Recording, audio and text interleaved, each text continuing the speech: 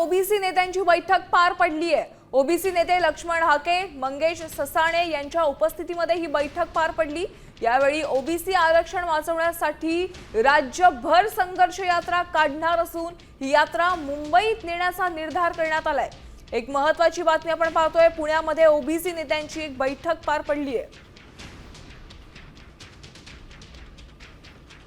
सांगोल्याचे आमदार डॉक्टर बाबासाहेब देशमुख, माड्याचे आमदार अभिजित पाटील, माळशिरसचे आमदार उत्तमराव जानकर, बीडचे खासदार बजरंग सोनवणे, माजलगावचे आमदार प्रकाश सोळंकी, संदीप क्षीरसागर, तो पापडे आमदार कोण, विजय पंडित, बंडू जाधव, अंबादास दानवे, आष्टीकर, ओमराजे निंबाळकर, निलेश लंके, कैलास पाटील, सुरेश धस, तुमचं ओबीसी आरक्षणाबद्दल काय मत आहे ते सांगा, नाहीतर या आमदार खासदारावरती ओबीसी बांधव त्यांच्यावरती बहिष्कार घालतील, बायकॉट करतील।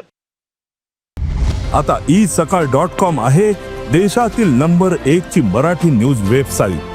प्रत्येक अपडेटसाठी isakal.com ला नक्की भेट द्या।